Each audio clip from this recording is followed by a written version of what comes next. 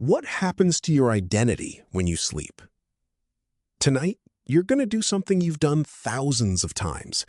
You're going to lie down, close your eyes, and stop existing.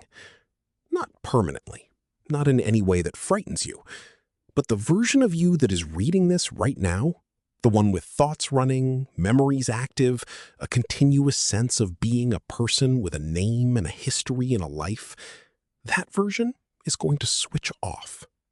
And something is going to switch back on in the morning. The question nobody asks is whether those are the same thing. Let's start with what you actually are when you're awake. Philosophers and neuroscientists have been arguing about this for centuries, but most of them agree on a few core ingredients. You have consciousness, a continuous stream of experience, the sense that there is something it feels like to be you, right now, in this moment. You have memory, the thread that connects today's version of you to yesterday's, the reason you know your own name, remember your childhood, understand that you have a past. And you have what psychologists call narrative identity, the story you tell yourself about who you are, where you came from, what you want, what you've been through. These three things working together are what most people mean when they say I. Now, here's what happens to all three of them when you fall asleep. They disappear. Not metaphorically, not gradually. They disappear. When you enter deep sleep, the stage scientists call slow wave sleep, your brain's activity drops to its lowest point outside of anesthesia or coma. The default mode network, the system of brain regions most associated with self-referential thought, with the sense of being a self, goes almost entirely quiet. The prefrontal cortex, the part of your brain most responsible for rational thought, planning, and the feeling of being in control of your own mind, essentially goes offline. Your continuous stream of experience stops. There is no narrator inside your head during deep sleep. There is no you experiencing the darkness. There is no one home. Neuroscientist Christoph Koch, one of the world's leading researchers on consciousness, has written that dreamless sleep may be the closest most of us ever come to not existing. Not resting. Not pausing. Not existing. And here's what makes that stranger than it sounds. You've done this thousands of times. You'll do it again tonight. And every morning you wake up completely convinced that the person who fell asleep was you. But how do you know? You don't remember falling asleep. You don't remember the hours of darkness. There is no continuous experience connecting the moment your eyes closed to the moment they opened. There is a gap. And inside that gap, you were gone. So, what came back? To answer that, you need to understand what actually happens inside your brain during those missing hours. Because your brain doesn't rest when you sleep. It doesn't power down and wait. It goes to work on you. Sleep happens in cycles, roughly 90 minutes each, repeating 4 to 6 times a night. Each cycle moves through distinct stages: light sleep, deep slow wave sleep, and REM, rapid eye movement sleep, where dreams happen. In the early part of the night, most of your cycles are dominated by deep slow wave sleep. This is the stage where the brain does its heaviest structural maintenance. Cerebrospinal fluid pulses through the brain, flushing out metabolic waste that accumulates during waking hours. Neurons that fired all day are reset. The biological infrastructure of your mind is cleaned and repaired. And during all of this, you are not there. The default mode network, the system of regions that activate when you think about yourself, when you plan for your future, when you remember your past, is essentially silent. Researchers at the University of Wisconsin, studying patients under anesthesia and in deep sleep, found that what separates consciousness from unconsciousness is not the activity of any single brain region.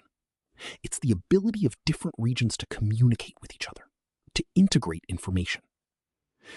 During deep sleep, that integration collapses. Different parts of your brain keep firing, but they're not talking to each other. They're islands. And without that integration, there is no unified experience. There is no self. The lights are on in individual rooms, but there is nobody in the house. Then something rebuilds. And then you wake up. In the first few seconds after waking, something remarkable happens that most people never notice because it happens so fast. You reconstruct yourself. Your brain pulls up your name, your location, the day of the week, what you were doing yesterday, what you have to do today. It reassembles the story of who you are from stored pieces. It rebuilds the narrator. This process takes between 2 and 5 seconds in healthy adults. 2 to 5 seconds where you exist without knowing who you are. Neuroscientists call this sleep inertia. Most people experience it as grogginess, but what's actually happening is that your identity is rebooting. Which raises a question that the philosopher Derek Parfit spent most of his career trying to answer. If you shut down completely and then restart, is the thing that restarts you? Parfit was a British philosopher at Oxford, and he became obsessed with the problem of personal identity. What actually makes you the same person across time? The obvious answer is your body. Same body, same person. But Parfit didn't find that satisfying. Every cell in your body eventually replaces itself. The physical substrate is always changing. So maybe it's your memories, the continuity of remembering who you were. But here's where sleep becomes a problem for that theory. During deep sleep, the system that holds your memories together goes offline. The hippocampus, which consolidates and connects memories, is active during sleep, but not in service of you experiencing your past. It's doing something else entirely. It's editing. In 2019, researchers at the University of California. It actively reorganizes them. It strengthens some, it weakens others. It connects new experiences to old ones in ways you had no conscious input on. You go to sleep with one version of your past. You wake up with a slightly different one.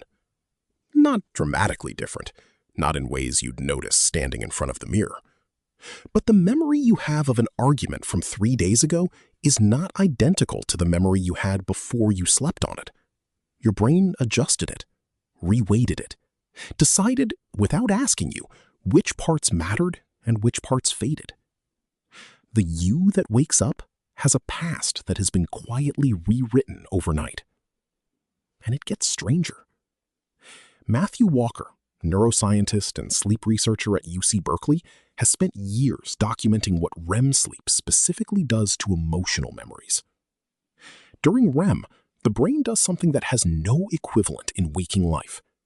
It reactivates memories from the day, replaying them, processing them, but it does so in a neurochemical environment completely different from normal waking consciousness. Norepinephrine, the brain chemical most associated with stress and emotional reactivity, is almost entirely absent during REM sleep. Your brain is replaying your experiences in a state of emotional calm. What comes out the other side is the same memory, factually. Same event, same people, same sequence of things that happened. But the emotional charge has been reduced. The sharp edges have been softened. The experience has been filed differently. This is why things feel. Now, most neuroscientists would push back here. They'd say continuity of identity doesn't require every moment to be conscious. You're the same person when you're under general anesthesia. You're the same person when you're in a dreamless sleep.